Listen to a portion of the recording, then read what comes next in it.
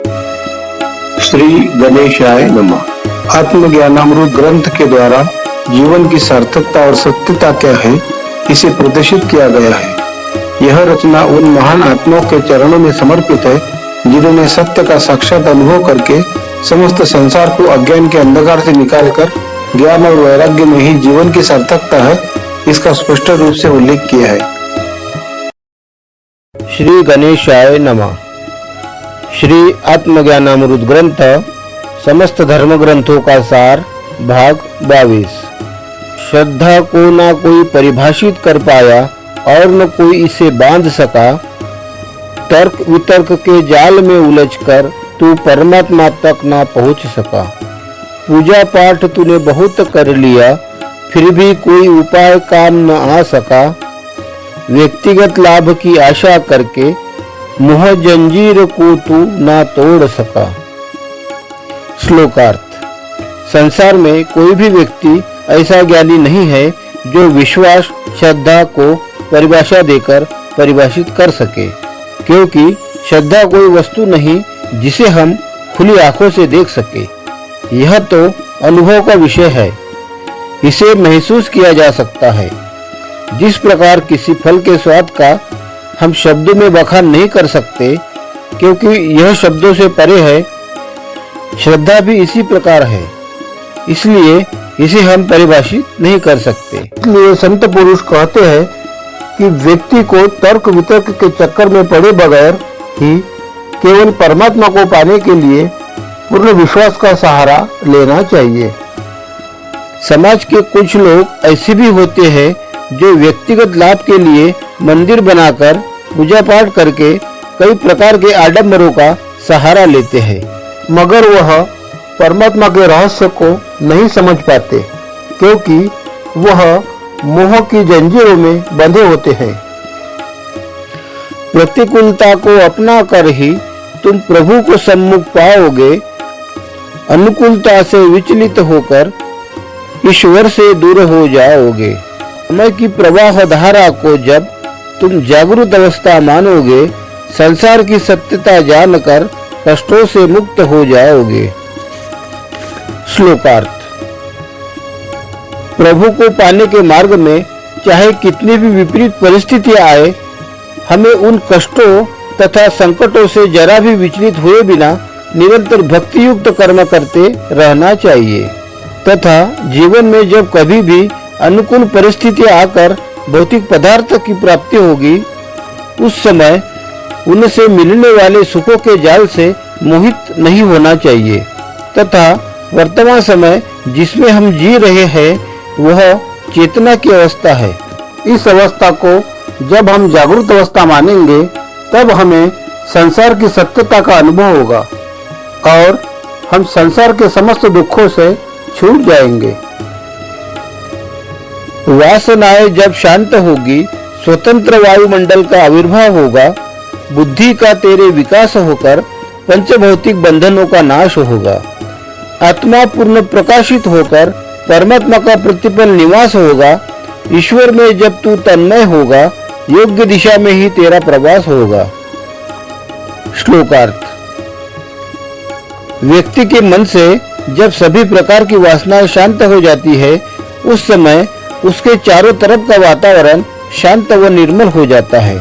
साथ ही बुद्धि चातुर्य का विकास होकर भौतिक वस्तुओं के बंधनों से उसे मुक्ति मिल जाती है तथा व्यक्ति के भीतर विराजमान आत्मा का प्रकाश आभा मंडल को प्रकाशित करता है। इससे उसके भीतर प्रतिपल परमात्मा की सृजन अवस्था का अनुभव होने लगता है। इस अवस्था में ईश्वरीय शक्ति का उसे निरंतर सहयोग मिलते रहता है और इन्हीं कारणों से जीवन के कार्यकाल में वह सही दिशा का चुनाव करके अपने प्रवास को सफल बनाने में कामयाब हो जाता है। कर्म अहंकार फल की लालसा जब बुद्धि से हट जाएगी, राग द्वेष समाप्त होकर बुद्धि ज्ञान युक्त हो जाएगी। संयम अगर जीवन में हो तो हर समस्या सुलझ जाएगी। हृदय में प्रेम भाव हो तो आत्मा परमात्मा रूप हो जाएगी। श्लोकार्थ।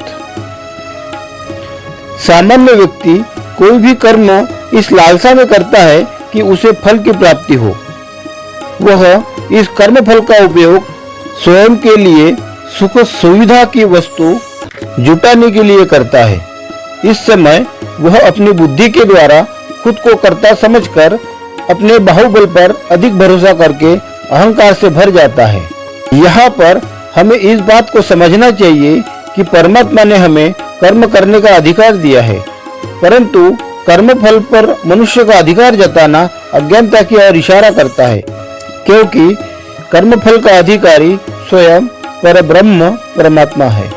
इसलिए संत पुरुष परमात्मा द्वारा निर्मित कर्म का विधान के संदर्भ में कहते हैं, जब हमारी बुद्धि से कर्म फल के प्रति अहंकार की भावना छूट जाएगी, तब हम राग द्वेष से मुक्त हो जाएंगे। साथ ही हमारा जीवन संयमित तथा हृदय प्रेम से भर जाएगा। फिर हमारी कोई भी समस्या बड़ी आसानी के साथ दूर होती नजर आएगी। संसार नश्वरता का बोध होने पर जीवन में समता आ जाएगी। लाभ हानि में समय रहकर कष्ट की अनुभूति कम हो जाएगी। शरीर ही घर मंदिर बन जाए तो बाह्य पूजा गौण हो जाएगी। निरंतर ध्यान करने से दिव्य आत्मा से पहचान हो जाएगी। श्लोकार्थ। किसी बात को सुनना और उसे समझना, यह दोनों बातें अलग अलग है। हमने आज तक संत पुरुषों के द्वारा तथा धर्म ग्रंथों के माध्यम से अनेक बार ज्ञान की बातें सुनी, मगर आज भी हम उसी अज्ञान की गहरी खाई में रहते हैं जहां आत्मज्ञान का सर्वथा अभाव है। आखिर हमारे साथ ऐसा क्यों होता है? इसका एक ही उत्तर है कि हम जिस बात को सुनते हैं उसे अपने जीवन में उतारने का प्रयास नहीं करते, अर्थात अनुकरण नहीं करते। हम जानकर भी अनजान बने रहते हैं। इसलिए संत पुरुष हमें कहते हैं कि जिस पल हमें संसार की नश्वरता तथा क्षण भंगुरता का बोध होगा, उसी समय हमारा जीवन सम हो जाएगा, अर्थात हमें फिर सुख दुख दोनों ही समान लगेंगे। फिर हमारे मन में किसी प्रकार की दुविधा को कोई स्थान नहीं रहेगा। हम सम विषम परिस्थितियों में विचलित न होकर समता की स्थिति को प्राप्त कर लेंगे और हम सांसारिक वस्तुओं की पूजा छोड़कर शरीर के भीतर बैठे परमात्मा की पूजा अर्चना करेंगे। इस मार्ग में हमारा हर एक कदम दिव्य आत्मशक्ति की ओर अग्रसर होगा। परमात्मा की सृजन अवस्था का अनुभव प्राप्त करने के लिए आप सभी महानुभावों से विनम्र निवेदन है कि इस वीडियो को अधिक से अधिक लाइक और शेयर करें। धन्यवाद।